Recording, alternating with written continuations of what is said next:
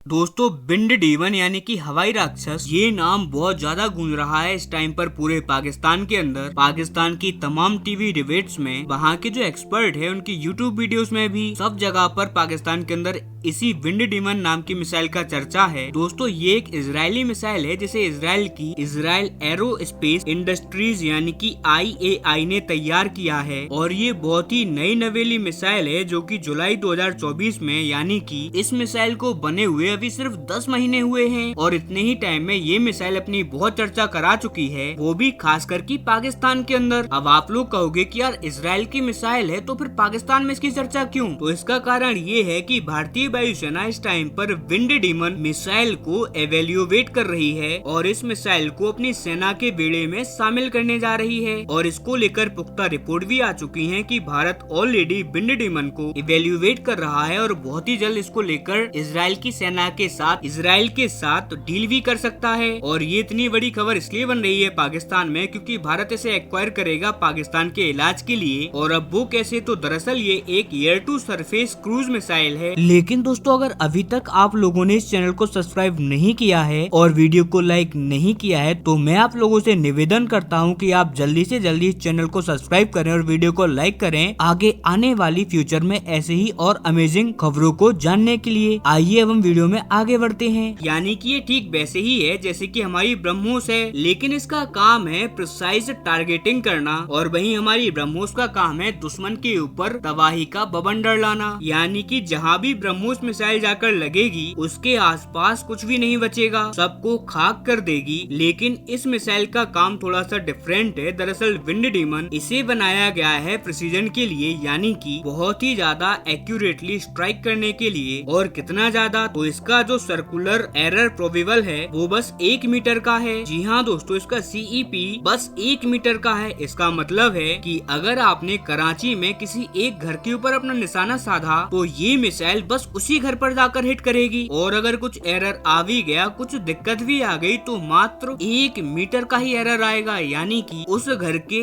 1 metre यानी कि हद से ज्यादा 1 हाथ का ही फर्क आने वाला है। इससे ज्यादा एरर इसमें आ नहीं सकता। अब आप इसी से अंदाजा लगा लीजिए कि ये कितनी ज्यादा प्रिसाइज अटैक के लिए बनाई गई है। इसके अलावा इसका एक और बड़ा खासियत ये है कि इसकी मूविंग टारगेट, दरअसल इजराइल ने जब जुलाई 2024 के अंदर इस मिसाइल को दुनिया के सामने पेश किया था तो इसकी जो वीडियो फुटेज दिखाई गई थी और उसमें साफ साफ ये बात बताई गई, इनफैक्ट दिखाई गई थी कि कई सारे ऐसे दुश्मन के ट्रक थे, उनके आर्म्ड व्हीकल थे जो कि बड़ी तेजी से सड़क पर जा रहे थे। उन दुश्मन के ट्रकों को, उन आर्म व्हीकल्स को बड़े आसान तरीके से और बड़े इफेक्टिव तरीके से ये हिट करके नष्ट कर रही थी। और यही वो कारण है जिसे लेकर पाकिस्तान के अंदर बहुत चर्चाएं हो रही हैं कि विंड डीमन भारत खरीदी इसीलिए रहा है कि पाकिस्तान के अंदर मौजूद जो आतंकी हैं, जिन्हें पाकिस्तान VVIP श्रेणी का दर्जा देता है, उन्हें सरकार की तरफ से बुलेट प्रूफ गाड़ियां दी जाती हैं, जैसे कि हाफिज सईद हो गया, मसूद अजहर हो गया। इसके अलावा भी टॉप के आतंकी जो हैं जैसे कि जकीउर रहमान, लखवी, ETC, ये सारे के सारे ही टॉप के आतंकी हैं जो कि आर्म्ड व्हीकल के अंदर चलते हैं। उन्हें भी इसके बाद भारत बड़ी आसानी से निशाना बना सकता है अगर भारत ये विंड डीमन ले लेता है तो। इसके अलावा पाकिस्तान की सेना के जर्नल जो कि भारत के अंदर अटैक करवाते हैं, उन्हें भी प्रिसाइज तरीके से टारगेट करने के लिए विंड डीमन से बेहतर कुछ भी नहीं है। कई लोग सवाल उठाएंगे कि यार इसकी रेंज तो मात्र 200 किलोमीटर की ही है, इससे क्या ही होगा? ब्रह्मोस की रेंज तो 400 साढ़े 400 किलोमीटर की है, तो आखिरकार इससे क्या ही होगा? तो मैं आपको बता दूं कि पाकिस्तान के आतंकी या तो आपको POK में मिलेंगे या फिर पाकिस्तान के पंजाब प्रांत में। ज्यादातर टेररिस्ट आपको पाकिस्तान के इसी एरियाज में मिलेंगे और ये सारा का सारा एरिया 200 किलोमीटर के रेडियस के अंदर ही आता है। हमें ना तो बलूचिस्तान के अंदर अटैक करने की जरूरत है और ना ही हमें अफगानिस्तान की सीमा से सटे हुए जो प्रांत हैं जैसे कि खैबर पख्तूनख्वा, उन जगह पर अटैक करना है। हमारा निशाना यही स्टेट है और ज्यादा से ज्यादा हम पाकिस्तान का जो कराची है वहाँ पर अटैक कर सकते हैं,